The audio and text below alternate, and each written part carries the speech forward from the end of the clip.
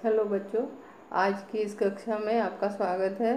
आज मैं आपको संचयन भाग 1 का पाठ 2 स्मृति पढ़ाने जा रही हूँ। उसका कुछ अंश आप पिछली कक्षाओं में पढ़ चुके हैं। आज आगे का अंश पढ़ेंगे।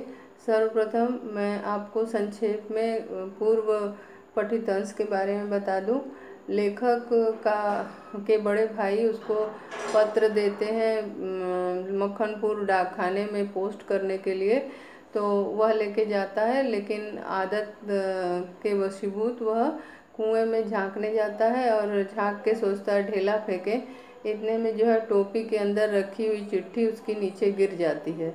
अब वह हताश निराश होकर कुछ निर्णय नहीं ले पाता, लेकिन बाद में वह निश्चय करता है कि घर पे जा कर के भाई से पिटाई खाने से अच्छा है कि वह नीचे कुएं में उतरकर चिट्ठियों को ले ले, क्योंकि इसके पूर्व उसने डंडे से कई सांप को मारा था। इसलिए उसके मन में एक दृढ़ विश्वास था कि वह नीचे उतरकर सांप को मार डालेगा और फिर चिट्ठियों को ले लेगा।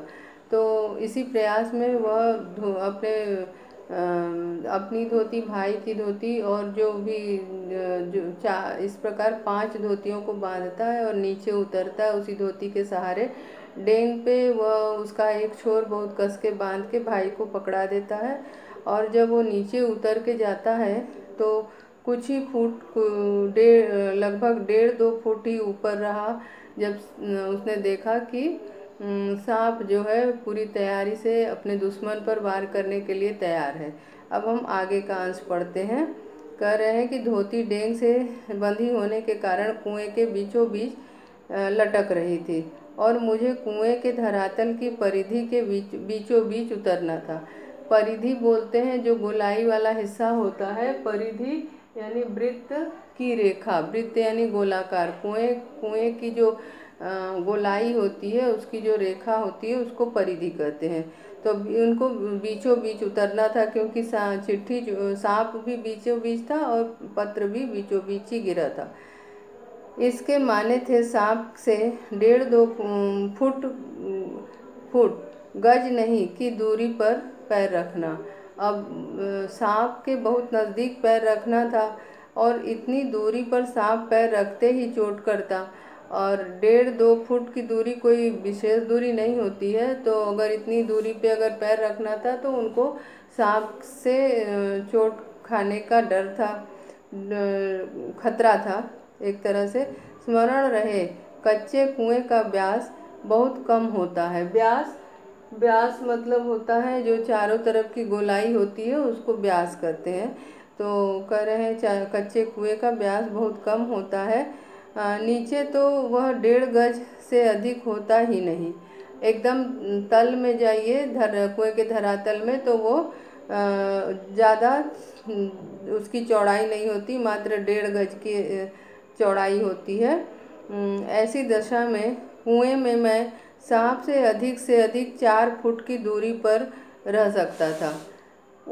अगर स्वयं को बचाना भी है तो ऐसी दशा में अगर चिट्ठी लेने के लिए उतरना है तो 4 फुट की दूरी पर उनको रहना पड़ेगा। वह भी उस दशा में जब सांप मुझसे दूर रहने का प्रयत्न करता, और सांप भी उनसे दूर रहने का प्रयत्न करता क्योंकि वो भी डरा हुआ था कि उसे कहीं दुश्मन उसे वार न करे उस पर। परंतु दोनों ही एक दूसरे पर वार करने के लिए तत्पर थे। पर उतरना तो था कुएं के बीच में, क्योंकि मेरा साधन बीचों बीच लटक रहा था। उन्होंने कहा कि कुएं के बीच में ही उतरना था, क्योंकि उनका जो साधन था यानी कि जो उनका डंडा था जिसके विश्वास पे वे नीचे उतरे थे वह उनके बीचों बीच था, यानी कि वो जो धोती उन्होंने बांध के डेंग से लटकाई थी उसी धोती के एकदम अंतिम छोर पे उनका डंडा बंधा हुआ था। बीचों बीच लटक रहा था। ऊपर से लटक कर तो सांप नहीं मारा जा सकता। दूसरी परेशानी ये थी कि सांप को नीचे लटक कर मारना तो मारा नहीं जा सकता, यानी कि बिना सहारे के अगर कोई अपने शरीर को अगर टिकाए बिना तो सांप पे वार किया नहीं जा सकता। थकावट से ऊपर चढ़ भी नहीं सकता, और नीचे उतरने में जो उन्हें थकावट हुई है, यानी कि जो उन्होंने मेहनत की है नीचे उतरने में, उससे जो उन्हें परिश्रम हुआ है, अब वापस वो ऊपर चढ़ के जा भी नहीं सकते। अब तक अपने प्रतिद्वंदी को पीठ दिखाने का निश्चय नहीं किया था, और नीचे जब तक उतना मतलब अभी सांप से ज़्यादा दूरी पर नहीं थे, फिर भी अभी तक उन्होंने मन में ये निश्चय नहीं किया था कि वो सांप को पीठ दिखाएंगे। पीठ दिखाना एक मुहावरा है जिसका अर्थ है डर कर भागना। पीठ दिखाना मुहावरा है जिसका अर्थ है डर कर भागना। दुश्मन को पीठ दिखाना यानी वो अपने दुश्मन से पीठ दिखाने का निश्चय उन्होंने नहीं किया था। यदि ऐसा करता भी तो कुएं के धरातल पर उतरे बिना क्या मैं ऊपर चढ़ सकता था। कह रहे हैं कि अगर उन्हें पीठ दिखाने का वे निर्णय कर भी लेते तो बिना कुएं के धरातल पर उतरे वे ऊपर चढ़ भी नहीं पाते, क्योंकि बिना सहारे के वो फिर ऊपर वापस वो जा भी नहीं पाएंगे। तो इसीलिए कह रहे हैं कि अगर वापस जाने का हमने निर्णय कर भी लिया होता तो बिना धरातल पर उतरे वो ऊपर चढ़ भी नहीं सकते थे। एक एक इंच ज्यों ज्यों मैं नीचे उतरता जाता था, त्यों त्यों मेरी एकाग्र चित्तता बढ़ती जाती थी। कह रहे हैं कि जैसे जैसे एक एक इंच वे नीचे की ओर बढ़ रहे थे, वैसे ही उनकी एकाग्र चित्तता यानी कि ध्यान स्थिर करना। एकाग्र होना माने ध्यान को स्थिर करना जो है उनकी एकाग्र चित्तता धीरे धीरे बढ़ती जा रही थी, क्योंकि दुश्मन से चोटिल होने का खतरा था। दुश्मन उनका सांप था जो कि बड़ा ही जहरीला था, और उसके वार का उन्हें डर था। इसीलिए एक एक इंच जैसे जैसे वे नीचे उतरते जा रहे थे, वैसे वैसे उनकी एकाग्र चित्तता धीरे धीरे बढ़ती जा रही थी। मुझे एक सूझ मने तरीका, उन्हें एक सूझ मने एक तरीका उन्हें लगा कि ये अपने शत्रु को से वार करना, शत्रु को पर वार करना और चिट्ठियों को उठाना, इसके लिए उन्होंने जो निर्णय लिया था उसके लिए उन्होंने उनके मन में एक उपाय उनके दिमाग में कौंधा। दोनों हाथों से धोती पकड़े हुए मैंने अपने पैर कुएं को बगल में लगा दिया। अब नीचे कुएं की जो परिधि है वो ज़्यादा चौड़ी नहीं होती, ये तो पहले ही बता चुके हैं लेखक।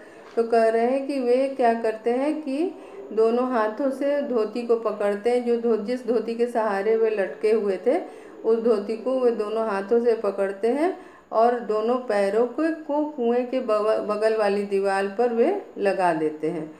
दीवार से पैर लगाते ही कुछ मिट्टी नीचे गिरी और सांप ने फूं करके उस पर मुंह मारा। करे जैसे ही दीवार पे उन्होंने पैर लगाया कि थोड़ी सी मिट्टी सांप पे गिरी, यानी कि दीवार तो कच्ची थी, मिट्टी का कुआं था, कच्चा कुआं था, तो दीवार की मिट्टी जो है, और हम सभी को ये याद रखना होगा कि वो कुआं एक तो कच्चा था, दूसरी बात कि वह एक सूखा कुआं था। तो जैसे ही उन्होंने दीवार पे पैर रखा कि दीवार से थोड़ी सी मिट्टी नीचे गिरी, और जैसे ही नीचे गिरी सांप के ऊपर, सांप ने फुसकार मारी। सांप ने तुरंत फूं करके उस पर मुंह मारा, यानी कि सांप ने जैसे फुसकार मारते हैं वैसे ही सांप ने फुसकार मारा, और उस मिट्टी पे उसे भी लगा कि दुश्मन का कोई चाल होगा, तो उसने तुरंत उस पर अपना मुंह मारा। मेरे पैर भी दीवार से हट गए, और डर के मारे इनके पैर दीवार से हट गए, और मेरी टांग कमर के समकोण बनाती हुई लटकती रही, और उनका पैर जो है दीवार से हट गया, और उनकी जो टांगे हैं वे कमर से समकोण बनाती हुई लटकती रही। समकोण 90 डिग्री का जो कोण होता है, 90 डिग्री के कोण को समकोण कहते हैं। तो उनका पैर कैसा हो गया, उनका पैर जो है कमर से समकोण बनाती हुई लटकती रही। समकोण का अर्थ समझ में आ गया होगा आपको। 90 डिग्री का जो कोण बनाते हैं उसको बोलते हैं समकोण। तो समकोण की तरह बनाते हुए उनकी जो है कमर के सीधे सीधे उनकी टांग हो गई। अब कहते हैं कि कुएं की पर इससे सांप से दूरी और कुएं की परिधि पर उतरने का ढंग मालूम हो गया। अब उनको इस जो ये घटना घटी उससे उनको सांप के पास पहुंचने और कुएं की परिधि पे कैसे उतरा जाए इसका उनको एक तरीका समझ में आ गया। तनिक झूल कर मैंने अपने पैर कुएं की बगल में सटाए। हवा में झूलते हुए उस धोती के सहारे उन्होंने कुएं की दीवार में अपने पैर को चिपका लिया और कुछ धक्के के साथ अपने प्रतिद्वंदी के सम्मुख कुएं की दूसरी ओर 1.5 गज पर कुएं के धरातल पर खड़ा हो गया। और इस प्रकार जब दीवार पे उन्होंने अपने पैर सटा लिए, उसके बाद धक्के के साथ यानी कि झटके के साथ उन्होंने अपनी प्रतिद्वंदी के सम्मुख यानी कि सामने कुएं की दूसरी ओर लगभग 1.5 गज पर कुएं की धरातल पर खड़े हो गए। आंखें चार हुई। आंखें चार होना एक मुहावरा है। आंखें चार होना इसका अर्थ है आमना सामना हुआ, मतलब सांप से उनका आमना सामना हुआ। उनकी आंखें चार हुई। आंखें चार होना मतलब आमना सामना होना। सांप से उनका आमना सामना हो गया। अब कह रहे हैं कि शायद एक दूसरे को पहचाना। शायद लगता है कि सांप ने उन्हें पहचाना, उन्होंने सांप को पहचाना। इतने नज़दीक से तो उन्होंने सांप को पहले देखा नहीं था, तो कह रहे हैं कि उन्होंने सांप को इस प्रकार पहचाना। फिर सांप को चक्षुश्रवा कहते हैं। सांप को चक्षुश्रवा कहते हैं। चक्षुश्रवा का अर्थ होता है चक्षु मने आँख और श्रवा मतलब आँखों से सुनने वाला। चक्षुश्रवा यानी कि आँखों से सुनने वाला। चक्षुश्रवा सांप को चक्षुश्रवा कहते हैं इसी क्योंकि सांप जो है आँखों से सुनता है, ऐसा माना जाता है। आँखों से अन्य इंद्रियों ने मानो सहानुभूति से अपनी शक्ति आँखों को दे दी थी। इनके भी जैसे लगता है कि सारी इंद्रियों ने इनके ऊपर सहानुभूति के कारण सारी शक्ति इनकी आँखों को दे दी थी, मतलब ध्यान लगा करके वे अपने दुश्मन की ओर देखते रहे। सांप के फन की ओर मेरी आंखें लगी हुई थी कि वह कब किस ओर से आक्रमण करता है। वे एकदम सतर्क होकर सांप के फन की ओर देख रहे थे कि वह किस ओर से इनके ऊपर आक्रमण करेगा। सांप ने मोहिनी सी डाल दी थी। मोहिनी मतलब आकर्षण को बोलते हैं, जैसे जादू। मोहिनी का अर्थ है जादू। मानो सांप ने उनके ऊपर कुछ मोहिनी कर दी थी, यानी माया फैला दिया था सांप ने, और वह केवल सांप को ही देखे जा रहे थे क्योंकि उन्हें उसके आक्रमण की वो थी, मतलब कि तलब कि वो कब आक्रमण करेगा, इसीलिए वे हमेशा लगातार सांप को देखे जा रहे थे। शायद वह मेरे आक्रमण की प्रतीक्षा में था और इधर सांप भी उन्हीं को देखे जा रहा था क्योंकि सांप भी उनके द्वारा किए गए आक्रमण की प्रतीक्षा में लगातार प्रतीक्षारत था। पर जिस विचार और आशा को लेकर मैंने कुएं में घुसने की ठानी थी वह तो आकाश कुसुम था। लेखक कह रहे हैं कि जो विचार लेकर के उन्होंने कुएं में प्रवेश किया था कि वे जाएंगे और नीचे से सांप को मारेंगे और मार करके चिट्ठी लेके आएंगे, वह उनके लिए इस समय आकाश कुसुम था। आकाश कुसुम भी एक मुहावरा है। आकाश कुसुम का अर्थ है असाधारण बात, असंभव सी बात को आकाश कुसुम कहते हैं। कि कह रहे हैं कि जिस निर्णय को लेकर के वे कुएं में उतरे थे वह इस समय आकाश कुसुम था, मतलब कि एकदम असंभव सी बात लग रही थी। मनुष्य का अनुमान और भावी योजनाएं कभी कभी कितनी मिथ्या और उल्टी निकलती हैं। लेखक कह रहे हैं कि मनुष्य जो अनुमान लगाता है, जो और जो आशा करता है, वह कभी कभी बहुत ही झूठी निकलती है। उसका मतलब कार्य रूप में वह एकदम उल्टा निकलता है। उसका वास्तविकता कुछ और होती है। मुझे सांप का साक्षात होते ही अपनी योजना और आशा की असंभवता प्रतीत हो गई। लेखक कह रहे हैं कि जब उन्होंने सांप का साक्षात किया, माने सामने सामने उन्होंने अपने दुश्मन को देखा, तो उनकी जो योजना थी कि सांप को मारेंगे और लाठी से और जो है अपने चिट्ठियों को वो ले आएंगे, तो वो योजना भी और उनकी जो आशा थी वो सब असंभव लगने लगी। उनको लगा कि ये कार्य कोई इस कार्य को पूर्ण कर पाना संभव नहीं है।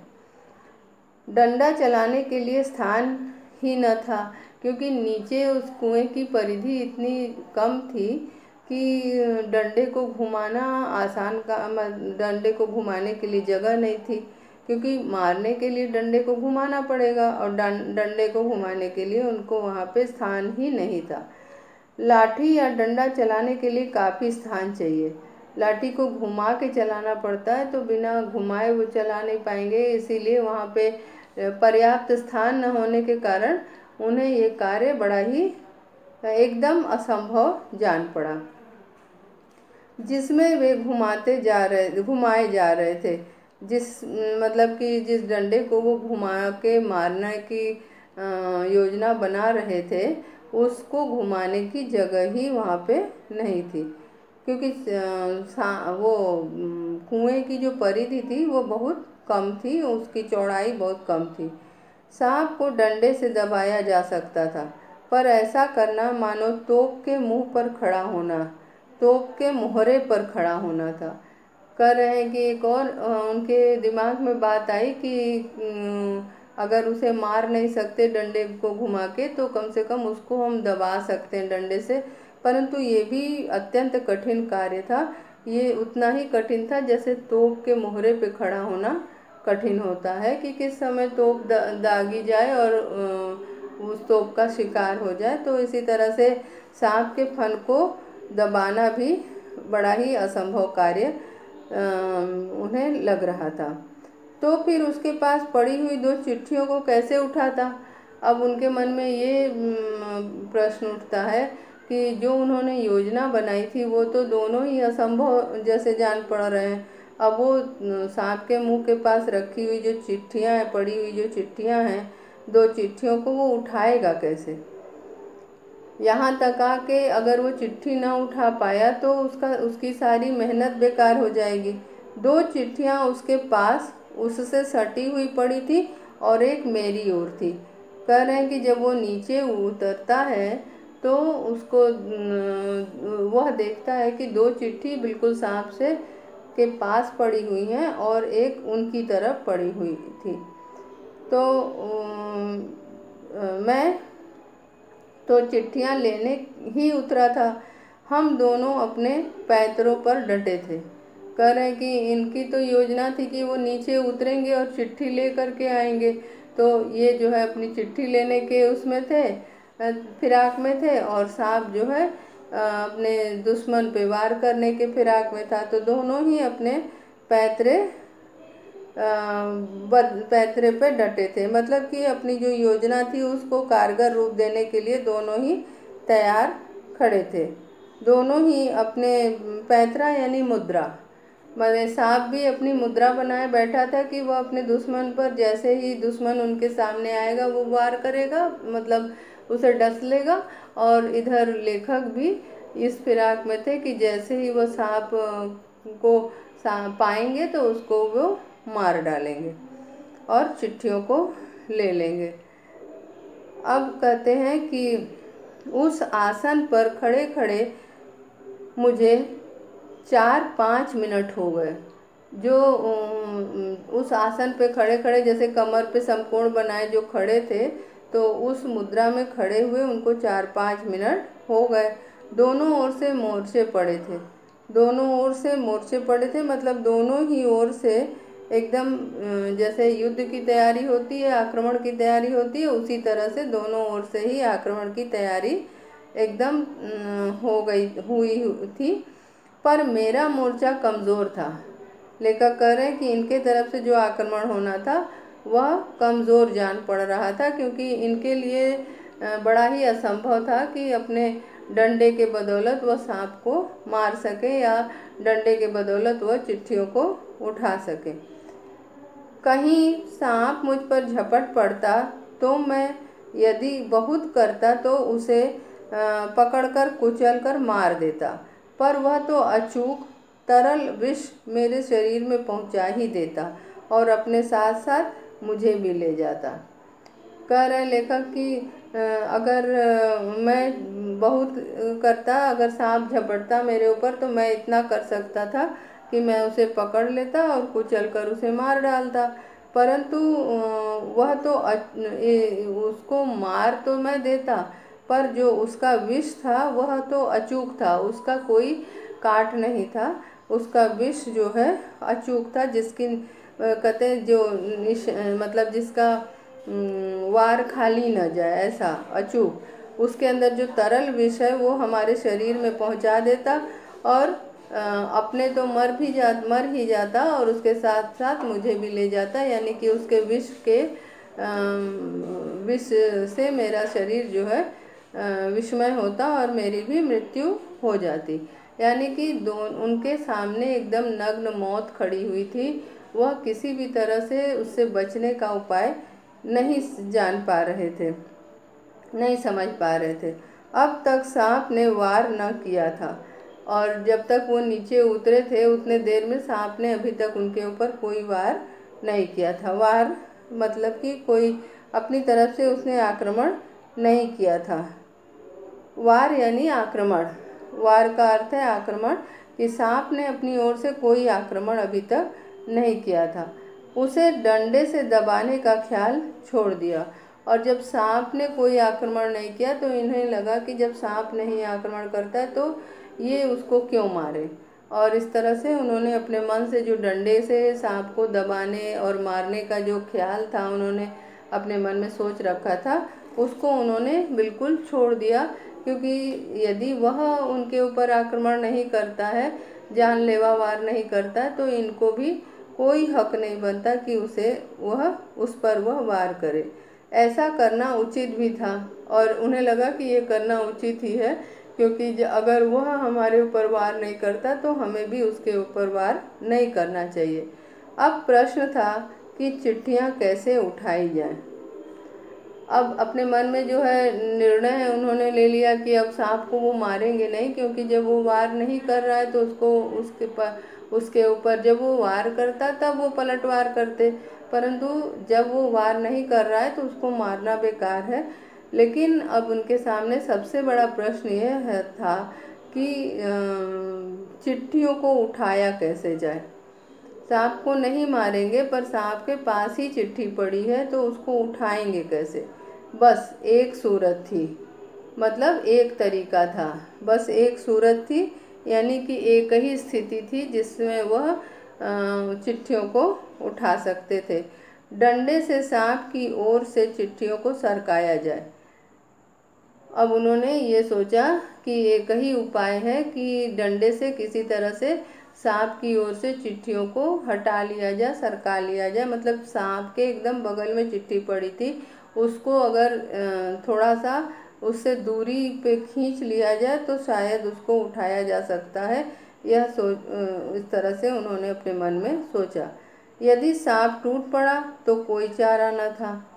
अब जो है ये भी था उनके अंदर, ये लग रहा था उनके मन में ये आशंका लग रही थी कि अगर डंडे से सांप चिट्ठी को हटाने लगे और सांप यदि उन पर टूट पड़ना, वार करना, टूट पड़ना भी मुहावरा है, टूट पड़ना यानी कि वार करना, यदि सांप उन पर वार कर दे तो उनके पास अब कोई चारा नहीं था। चारा न होना, उपाय न होना।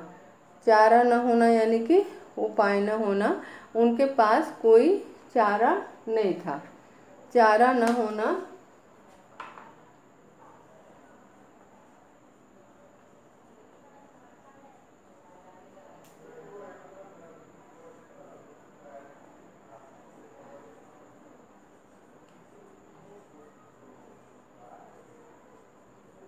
चारा न होना का अर्थ है उपाय न होना। यदि उनके उनके ऊपर सांप वार कर देता तो उनके पास कोई चारा नहीं था। कुर्ता था और कोई कपड़ा नहीं था, माने धोतियों को बांध के तो वो उतरे ही थे। तो उनके शरीर में ऊपर के ऊपर की ओर कुर्ता उन्होंने पहना हुआ था और पैर उनका पूरा खाली था, पैर में उनके कुछ था नहीं। तो कह रहे हैं कि कुर्ता था और कोई कपड़ा नहीं था, जिससे सांप के मुंह की ओर करके उसके फन को पकड़ लूं।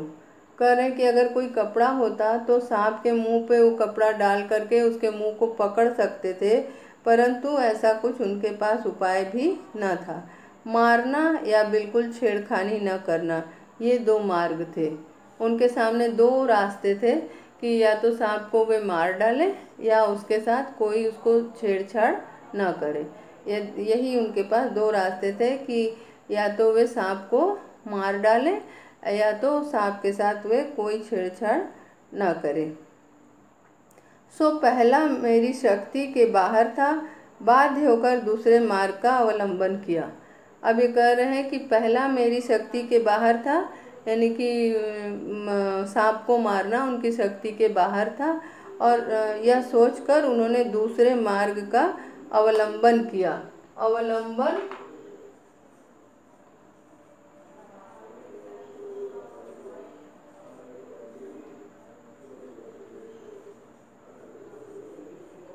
अवलंबन यानी कि सहारा।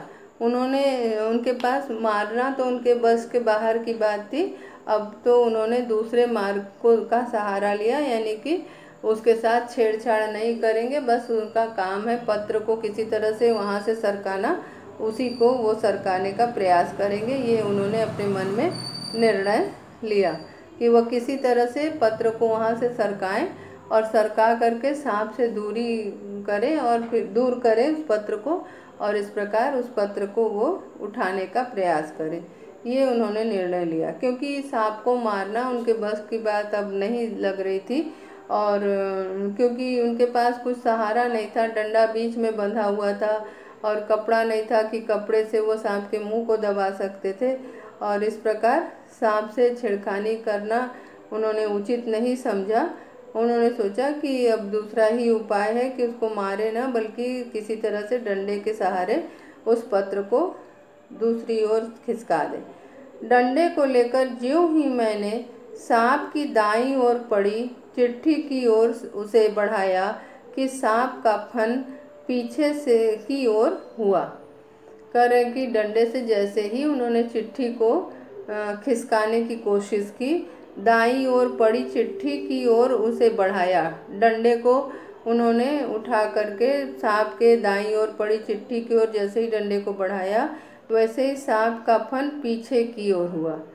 सांप ने भी अपना वार करने के लिए तैयारी कर रखी थी, तो जैसे ही डंडे के सहारे वो जो है चिट्ठी को खिसकाना चाहे, वैसे ही सांप ने अपना फन जो है पीछे की ओर किया। धीरे धीरे डंडा चिट्ठी की ओर बढ़ा और ज्यों ही चिट्ठी के पास पहुंचा कि फुकार के साथ काली बिजली तड़पी और डंडे पर गिरी। लेखक उस घटना का बिंब, उस एक चित्र, सजीव चित्र हम लोग के सामने प्रस्तुत करते हैं। कह रहे हैं कि जैसे ही डंडा धीरे धीरे चिट्ठी की ओर बढ़ा, वैसे ही एक भयानक फुकार, सांप की जो आवाज़ है फुसकार की, वो हुई, और जैसे काली बिजली तड़पी, जैसे बिजली कड़कने की आवाज़ होती है उस तरह की बिजली, वो भी काली बिजली, यानी कि वो बिस्तर काले रंग का था, तो तड़पी और डंडे पर गिरी। मतलब फन से उस सांप ने उसके डंडे पर वार किया।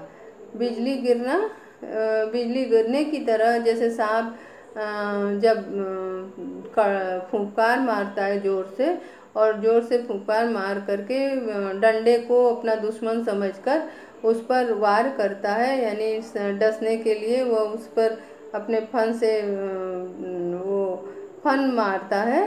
तो उसी की उसका बिंब चित्र जो है उसका लेखक खींचते करें कि जैसे ही डंडा चिट्ठी की ओर आगे बढ़ा, सांप ने एक फुंकार मारी और वो जो है डंडा बिजली की तरह डंडे पर उसका जो है विष जैसे लगा, बिजली गिर पड़ी। अब डंडे पे मानो बिजली गिरी। उसके बाद जैसे ही डंडे पे उसने एक वार किया, हृदय में कंप हुआ।